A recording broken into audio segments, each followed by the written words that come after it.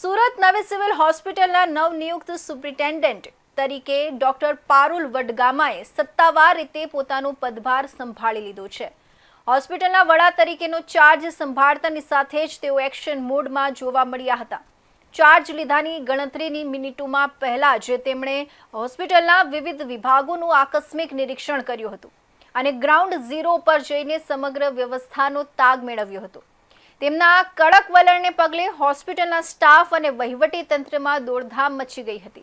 પોતાના રાઉન્ડ દરમિયાન ડોક્ટર પારુલ વડગામા જ્યારે અત્યંત સંવેદનશીલ એવા પીએમ પોસ્ટમોર્ટમ રૂમની મુલાકાતે પહોંચ્યા ત્યારે ત્યાં સુવિધાઓનો સદંતર અભાવ અને ભયંકર ગંદકી જોઈને ભારે નારાજ થયા હતા।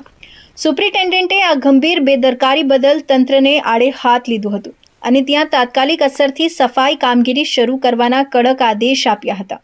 આ આકસ્મિક નિરીક્ષણ દરમિયાન તેમની સાથે આરએમઓ ડોક્ટર કેતન નાયક, નર્સિંગમાંથી ઇકબાલ કડીવાલા, પીઆઈયુ વિભાગના વડા, પોસ્ટમોર્ટમ વિભાગના એચઓડી તેમજ સફાઈ કામદારોની સમગ્ર ટીમ ઉપસ્થિત રહી હતી। નિરીક્ષણ દરમિયાન પીએમ રૂમ અને તેની આસપાસના વિસ્તારમાં અનેક ભૌતિક ખામીઓ સામે આવી હતી। નિરીક્ષણ દરમિયાન પીએમ રૂમ અને તેની આસપાસના વિસ્તારમાં અનેક ભૌતિક ખામીઓ સામે આવી હતી, જેના આધારે ડોક્ટર વડગામાએ વ્યાપક સુરક્ષાની યાદી તૈયાર કરાવી હતી। ટેકનિકલ ખામીઓ: પીએમ રૂમના અમુક એસી અને મૃતદેહોને સુરક્ષિત રાખવા માટેના સ્ટોરેજ યુનિટ બંધ હાલતમાં હતા। આ સિવાય જીવાતો અને માખીઓનો ઉપદ્રવ રોકવા માટેના ઇન્સેક્ટ ક્લિનિંગ મશીનો પણ બંધ હતા, જેને તાત્કાલિક રિપેર કરવા જણાવાયું છે।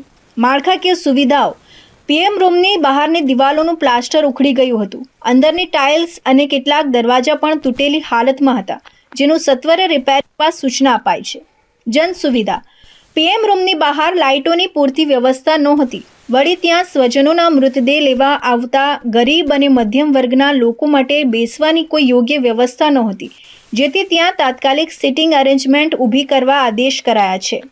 નમસ્કાર, આજે સુરત સિવિલ હોસ્પિટલ ખાતે વિવિધ વિભાગો અને ખાસ કરીને પોસ્ટમોર્ટમ વિભાગની વિઝિટ લીધી છે, જેમાં મારી સાથે ડૉક્ટર કેતન નાયક આરએમઓ શ્રી તથા ઇકબાલ કડીવાલાજી નર્સિંગમાંથી, એની સાથે સાથે પીઆઈયુ વિભાગના વડા અને સાથે સાથે સફાઈ કામગીરીઓ અને સમગ્ર ટીમ જોડાઈ હતી। એચઓડી પોસ્ટમોર્ટમ વિભાગ પણ જોડાયેલા હતા।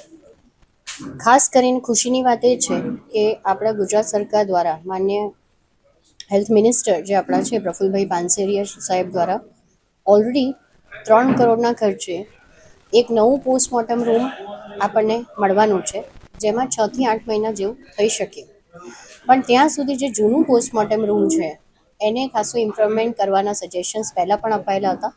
તો એમાં શું બીજો સુધારો કરી શકાય એના માટેનો આજે રાઉન્ડ હતો, જેમાં બહાર પોસ્ટમોર્ટમ રૂમની બહાર લાઇટ્સથી માંડીને, સફાઈથી માંડીને, ત્યાં બેસવાની વ્યવસ્થાથી માંડીને, એનું બહારનું જે પ્લાસ્ટર નીકળી ગયું છે, અંદરની ટાઇલ્સ તૂટી ગઈ છે, સ્ટોરેજ યુનિટ અમુક કામ નથી કરતા, અમુક એસી કામ નથી કરતા, અમુક ઇન્સેક્ટ ક્લિનિંગ મશીન કામ નથી કરતા, એ બધું જે અમુક વ્યવસ્થાઓ નથી, દરવાજા અમુક તૂટી ગયા છે, તો એ બધાનું રિપેરિંગ અને એને ઇમ્પ્રુવમેન્ટ કરવા માટેના સૂચનો આજે આપ્યા છે।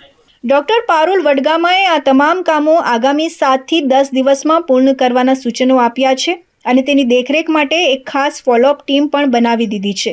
આ સાથે જ તેમણે વિભાગને સ્પષ્ટ સૂચના આપી છે કે પોલીસ ઇન્ક્વેસ્ટ એટલે કે કાગળો આવ્યા બાદ ડોક્ટરો દ્વારા પોસ્ટમોર્ટમની પ્રક્રિયામાં કોઈ પણ પ્રકારનો વિલંબ ન થવો જોઈએ અને પીએમ જલ્દીથી જલ્દી પૂરું થવું જોઈએ।